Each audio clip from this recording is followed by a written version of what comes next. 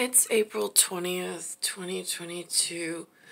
I'm watching See the BS this morning. They have this piece on here. I paused it because I don't want to hear the words of what they're trying to spoon feed me. I wanted to just visually digest what all of the... I call it peasants and pageantry. And I don't mean it in a derogatory manner. I just mean they're in a painting that I can make still at the moment. It is like going to the finest art gallery where you're not able to touch the painting, which I'm not touching the actual screen myself. But somebody, while you're going through and just admiring and doing whatever you do at artwork places, which I don't even get to do that, but whatever. Some people enjoy that level of humanity. But if I was, and then somebody asked me how I would interpret it and what I thought, and so on and so forth, in a visual construct way, like what's the painting saying to you? It's more of that, because the people bring their own universal message built into a system that I know is dysfunctioning and I know is broken. And I'm not talking political, it's part socioeconomic, socio-political, but then there's this broader context of, like, broad stroke painting of when you strip humanity down to nobody matters, then everybody matters on some scale. And when you look at individual pieces, the pieces are saying something. Those pieces then brought to a different analysis lead to furthering whatever is needed in a greater concourse. And not conquest, because I don't know, here's the two options are. You become disease-ridden, blood-poisoned, and starved for oxygen, and every move your body makes through the environment is so wretchedly painful that you beg for death. Or you do what is needed and you go after the people that are creating the scenario that you never want to enter into. It seems like a no-brainer to me, but whatever.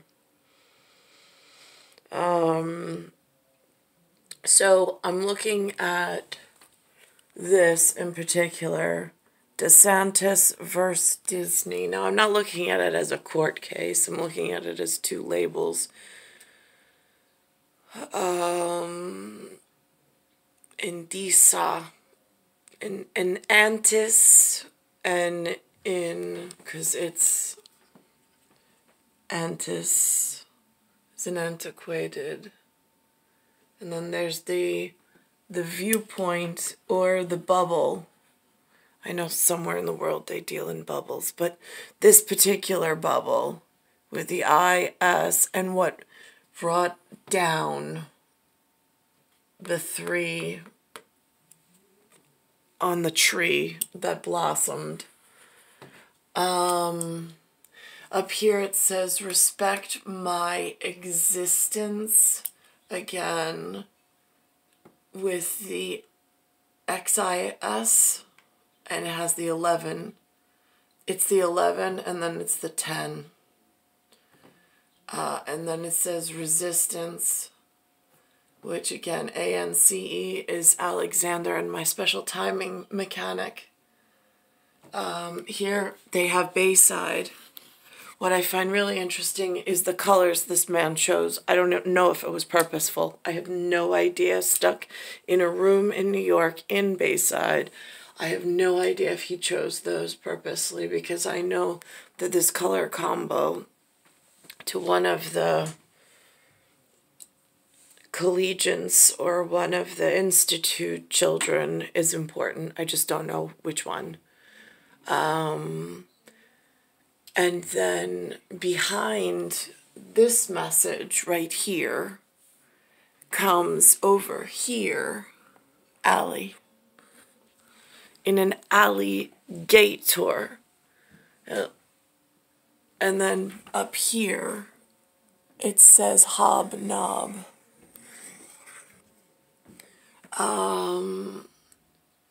So now why is this significant?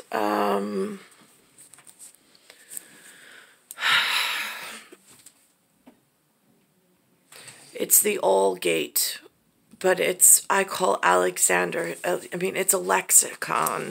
It's a ruzzle, it's a muse, it's a puzzle, it's a word. There's anatomical pieces. There's a dynamic way that humanity in their subconscious reacts during certain places and events. There's some intelligent design to the universe. There's something along those lines. So when they show up and they present with these labels, these symbols,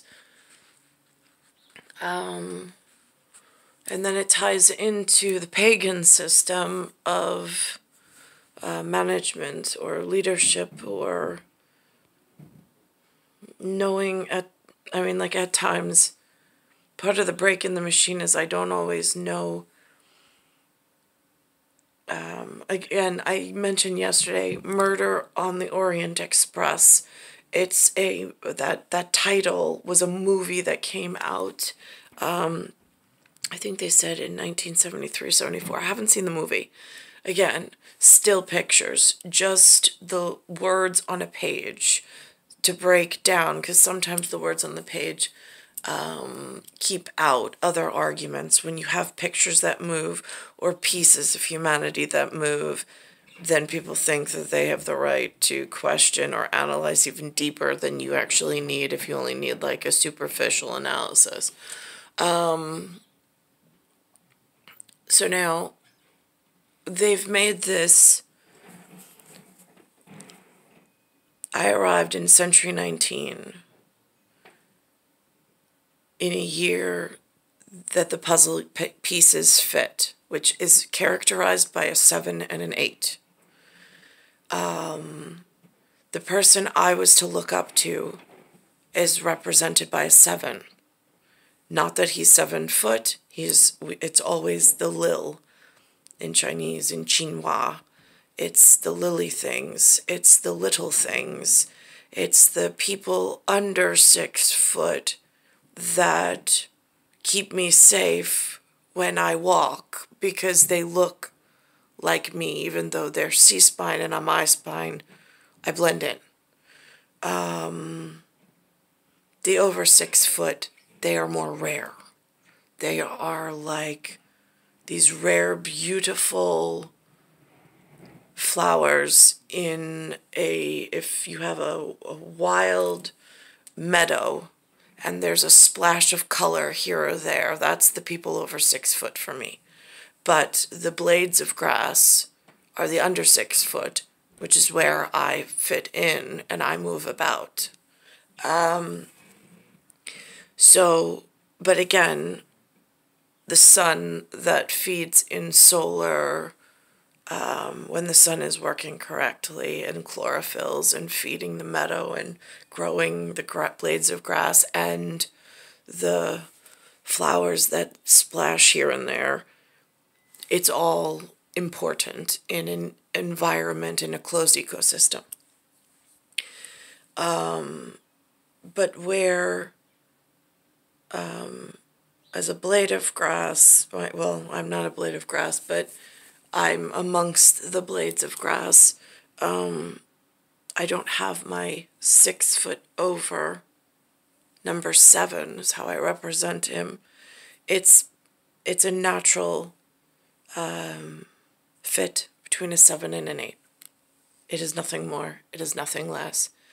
For me, I was born 1978. The 7 is what I'm to look up to and work in a natural fashion as humans are supposed to, in some kind of intelligent design. I'm the 8 in that relationship. So that is one way, not to go any deeper. It's a very superficial, dressed, superficial way of explaining what I expected and what I was looking for. What the supernatural did was they kept the 7 I was to look up to away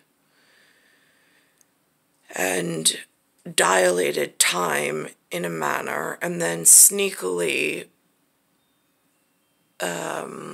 snuck in a 7 that was shorter than I, which is Ali, or Alexander, but on a special cubit of time, in a harder to explain format, although I'm sure the gods understand or overstand because they get to study these magical formulas of how the universe works in the background, in the indivisible or in the invisible realm of numerics and anatomy, and it's integrated, whatever.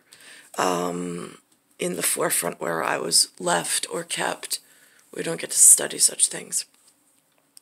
But I know there is a 7 somewhere that did get to study the design and where our place is on the page, on the page of the book, of the whatever for which we were born. So they took away the tall 7 that I was to look up to, that was a 78, but in the 19th century. And by some rewrite or time dilation or dysphoric whatever, man wrote me a 7 in a 20th century key as a 5. So Alexander and I are a 7. Now I'm the 8 and he's a 7. So now it's in the reverse because I'm the 8, he's the 7. That gets confusing, except in chronologic, I'm 19th century, Alexander is 20th century, and Alexander and I are still missing the someone to look up to, the 6 foot over.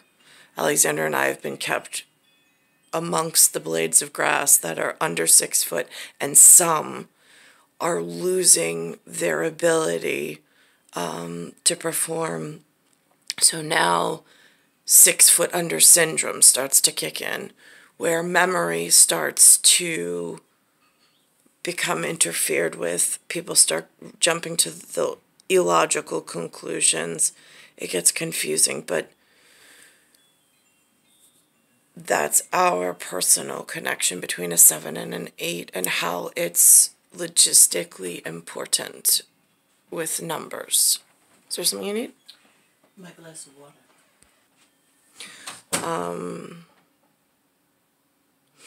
So in an intelligent designed system, whether it's functioning as a broken or whether it's functioning by a higher intelligence or some other, there is something inside that things are centric with in a pivotal sense. And the questions and the answers will build out based on those specific pieces. again, these are higher order functions. And currently I'm just in this body order dysfunction. It's clear. I mean, Alexander and I, again, I arrived on 1978. There is a 7. He's over 6 foot. He's been withheld from my person. I don't know why. Don't know why I've been held here. I mean, again, I say Valkyrie might know. Or Valkyrie should know. But Alexander came 20th century as a 7. But in our day-to-day life, he's missing that over the 7 that he and I both crave, that someone to look up to. The one that's been withheld from my person. Same time that this is going on, they're messing around with this climate change, with this increased carbon dioxide. And I saw this morning they put on, which I'll fast forward to, the pictures that they were giving me is in a forest somewhere in the world. They have these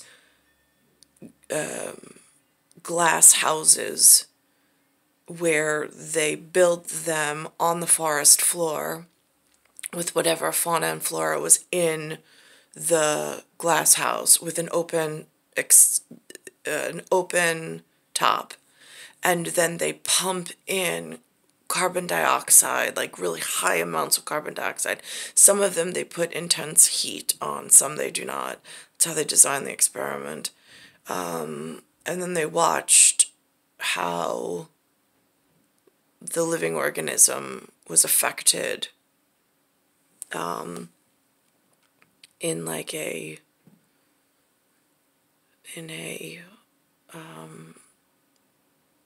easy to read scenario. So there was no what ifs, there was no mistake, there was no deeper conversation. It's this is what's going on, and here's where it's going on, and this is what caused it. So it's for quick decision makers to make without having to do years of research, years of planning, years of wasting time, money, and then people getting more sick, more generations coming, and then having to worry if there's a planning, educational planning mechanic in line to teach the next gen how to scale back and how to, I mean, because it feels like it's just fanning out and getting sloppy and harder to control. But I'm feeling as though my blood is being poisoned, in the sense that, not that somebody is, I mean, it's in the food, it's in the water. I get that. It's not this like somebody's handing me a cup of something, telling me to drink it, not like that. But it's also something pressure related, where it's starting to, again, yesterday they mentioned something about endometriosis, which is the lining of things becoming cancerous. But again, that has to do with microwave radiations and the lack of oxygenation. Yesterday they did a piece on sleep apnea in a commercial where they just, your nasal pharyngeal lumen just becomes inoperable at some weird event that happens.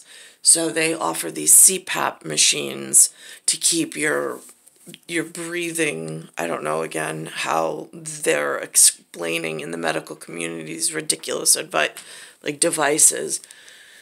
But in large numbers on a sheet in statistics, you can read it and say, oh no, there's something going on pressure related, because the human body machines are, they're stopping, their breathing stops in the middle of the night. Something's wrong on the night watch. I mean, these are easy to read, that the machines are breaking down, meaning the humans, the blades of grass are breaking down. And there are, I don't know who else to look to except for, in the meadow of bewilderment, the over 6 foot, something to look up to, beautiful species of flower of whatever garden it comes from, I don't know. And that starts a whole fight. But again, I don't want to even get into that. I'm going to look for the glass houses. Okay, so we're going to begin with this as we count down to Earth Day. It's this Friday. Our Earth 365 series is focusing on issues affecting the health of our planet year-round. Now, scientists have long known the value of trees as vital warriors in this fight against climate change. The new research shows the world's forests help cool the planet by about 2 degrees, which is a lot in global terms. Forests store planet-warming carbon dioxide and cool the air, helping to prevent the droughts. Senior national and environmental correspondent, that's Ben Tracy, visited a unique research site in northern Minnesota. Scientists there are learning more about these potentially planet-saving ecosystems, which could help predict rising temperatures. Now, interestingly enough, for people that care, they don't teach even the simplest outdoor knowledge in New York, near the city. At least they may for the kids that whatever, but for flowers that belong to a 6 foot over and is stuck with nothing to look up to, and their children, they're not teaching us about the trees, about arbor, about anything. I even forget the word at the moment. Like nothing herbivore. There's all of that's been anything medicinal, but like elixir botanical, even to cure blood poisoning. They don't teach us here. Even what roots and vegetables to seek out, that nutritional standard and guideline, they don't teach here. To us, anyway. I don't know if they're teaching it to others. And then there's the outdoorsman version, which is also really important, with the trees and the natural energy and things. I mean, I'm not in an urban life because I love it here. This is where 19th century 78 was just where they dropped me off from Cosmic Nursery elsewhere. My machine got dropped off here, whatever, and it's not been a day of enjoyment here. In the forests of northern Minnesota, where winter often overstays its welcome, hidden among the trees is something rather unusual. This is the Marcel Experimental Forest, but you could just as easily call it a climate change time machine. I mean, this is such a unique place to come to work. It's incredible. Each one of these is giving you a manipulation of what the future may behold. David Weston is a senior scientist at Oak Ridge National Laboratory. He and more than 100 other researchers come here to study how different degrees of global warming might impact the world's northern forests. I noticed above the door on the way in here, it says, "Welcome to a warmer..." It says, like he said, welcome to a warmer future, 9 degrees Celsius, ambient CO2. Now, my schooling did not teach about Celsius. We learned about something called Fahrenheit. We measure here in New York, in the Big Apple, and in the Empire State in Fahrenheit, not in Celsius.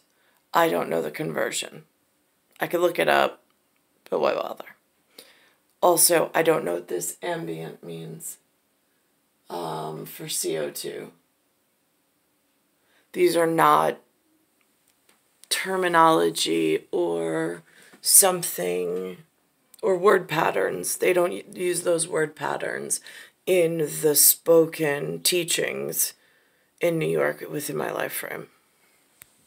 Warmer future That seems kind of ominous. It's giving us some idea of how far we can push the system and how resilient the system may be. It's absolutely amazing to have a future scenario that you can measure right now today. They pump heat and carbon dioxide into these chambers. The temperature simulations range from no warming all the way up to a frightening 9 degrees Celsius, or more than 16 degrees Fahrenheit. That's pretty extreme. It is extreme. And so this is the upper end of what we're trying to simulate. And so at this level of warming, clearly this doesn't react very well. No, we're not doing very well here. These hexagon-shaped chambers here at the experimental forest are open to the sky. Each one is more than 30 feet tall, 40 feet wide, and there are 10 of them here on this massive 7-acre site, each one providing a different glimpse into the future. And it's not just any forest they're studying. It's what's known as the boreal forest, the world's largest forest system. It wraps around the upper third of the Earth, from North America through Scandinavia and much of Russia, like some sort of planetary headband. Now they call it hexa. Je ne sais pas, non so, I don't know. I just counted myself. It looks octa. But again, OCTA or ACHT, I don't know if they're still fighting between the languages. I mean, that seems they all play off of one another like the most beautiful ballet and dancers in language and characters for one reason or another. The hair or the bald spot exposed on the top, and then you have this band that extends around the forehead or the more curved places on the globe. Stephen Sebastian is a researcher with the National Forest Service. He says the boreal includes several species of trees and crucial mossy peatland that play an outsized role in regulating the Earth's temperature by sequestering planet-warming carbon dioxide. The peatlands are only 3% of the land surface area of the planet, but they hold up to a third to a half of the global soil carbon pool. That peat that they're talking about is P-E-A-T. It's not P-E-T-E. There's a big difference. Humans refer to one another as P-E-T-E at times. Sometimes they put an R at the end of it. That would be Peter. But the P-E-A-T, as in the M-O-S-S category of the lichen, L-I-C-H-E-N, or the moss category, totally different. Unfortunately, what they're discovering here inside these chambers is that the hotter the planet gets, the boreal forest ecosystem dries out. The critical peat moss is eaten up by bacteria and replaced by shrubs. That carbon, once captured in the ground, is released into the atmosphere, accelerating the devastating impacts of climate change. Every single year has led to loss of carbon from these ecosystems. That's the crisis that we face. It's taking that carbon from a solid form, in a stable form stored in these peatlands, to being a gas in the atmosphere that's a greenhouse gas. And I have to be honest, I appreciate the man. I wish I could have studied underneath somebody like that. He seems to have a very wonderful grasp on the area. But that chain of logic, that thought pattern, the exact words he uses, I think the wires are crossed. I think the words that he uses for the purpose that he seeks out to achieve, he may lose parts of his audience with the word patterning that was either advanced to him or taught to him in his learning facility or institution. I think that if he sits down with something that does analysis of word patterns and things, if slight changes in that would actually gain him the momentum and the momentous power he needs in order to get his point across, because he has a significant point with having access to this level of research. But sometimes the word patterns and the sounds are either a hit or miss. I call them blinking Christmas lights, but again, I don't want to upset anybody for blades of grass. So it is what it is. The real-world impacts are already painfully clear. These drier northern forests are now more prone to wildfires. Record-breaking blazes tore through the boreal forests of Siberia in the past 2 years, charring millions of acres and spewing record amounts of carbon dioxide into the sky. Scientists say we need to quickly reduce our planet-warming emissions before these forest systems reach a tipping point, switching from accumulating carbon to emitting it, potentially even rapidly in a so-called carbon bomb. In some ways, this place is kind of a giant warning to humans about the future. Maybe it gives us a reason to act, right? I'm a bit of an optimist, but why roll the dice? Let's solve the problem now. This says Oak Ridge National Laboratories. Now,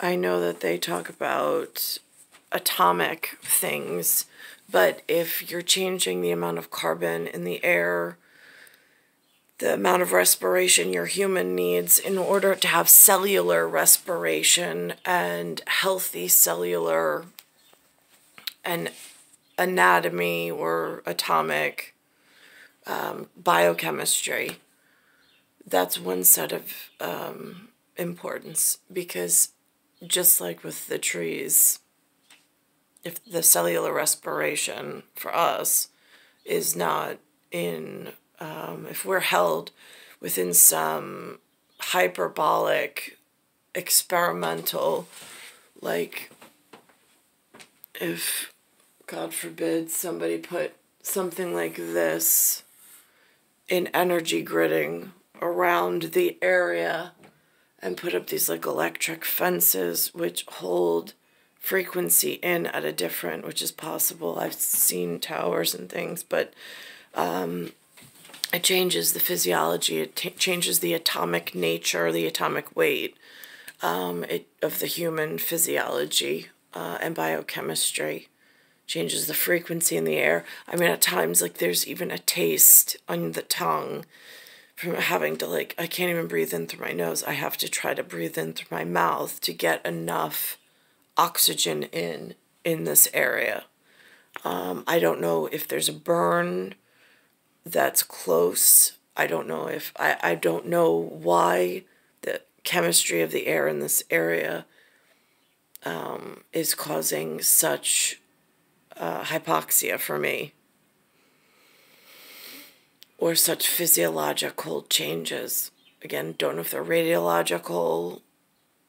I mean, like, it's a tiered system of possibilities, but they all wind up with a compounded effect, just like one of those, they call them hexagons.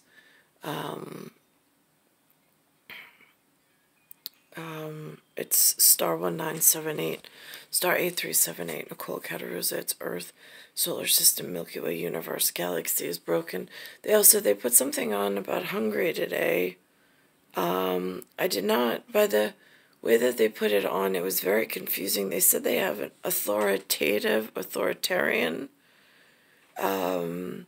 but they did not show a photo or of the person speak.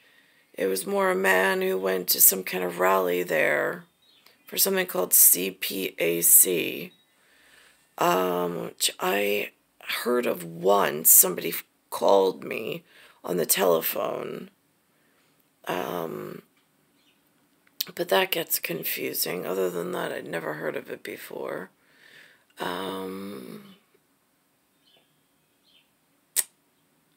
And they did not do, like, Architectural Digest or like a historical or like a Renaissance or a Victorian flair to it. They did more of an update on, like, socio-political circus almost.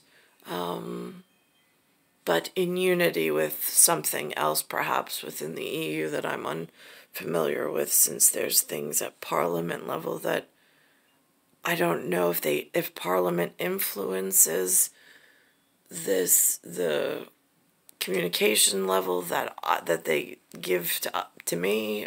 Again, it's confusing. But it's star 1978. Star 8378, Nicole, Cattaruzza, it's Earth, Solar System, Milky Way, Universe, Galaxy is broken. And it's Bayside Station, Bayside, New York, 11361.